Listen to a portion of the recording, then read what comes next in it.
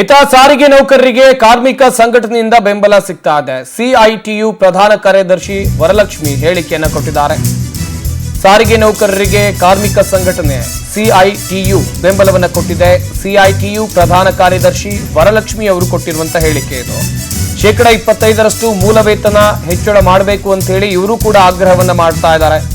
36 ತಿಂಗಳ ಹಿಂಬಾಕಿ ವೇತನ ತಕ್ಷಣ ಪಾವತಿ ಮಾಡಬೇಕು. ಸಾರಿಗೆ ನೌಕರರಿಗೆ ಅನ್ಯಾಯ ಆದಾಗ ನಾವು ಬೆಂಬಲವನ್ನ ನೀಡ್ತೀವಿ. ಸಿಐಟಿಯು ಪ್ರಧಾನ ಕಾರ್ಯದರ್ಶಿ ವರಲಕ್ಷ್ಮಿ ಕೊಟ್ಟಿರುವಂತಹ ಹೇಳಿಕೆ ಇದು.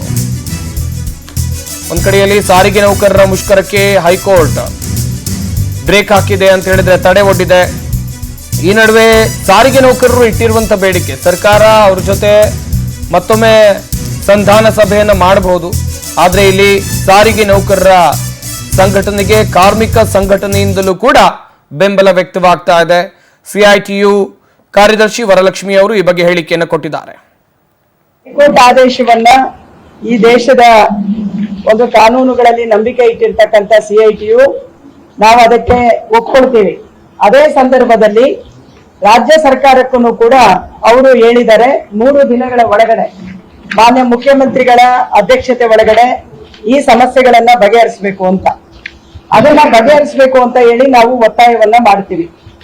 ಅದಕ್ಕಿಂತಲೂ ಕೂಡ ಮುಂಚಿತವಾಗಿ ಇವತ್ತು ಈ ಹೈಕೋರ್ಟ್ಗಳಿಗೆ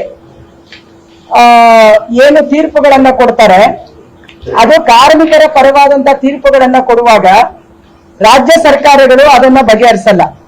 ಹೈಕೋರ್ಟ್ ಆದೇಶವನ್ನ ಈ ದೇಶದ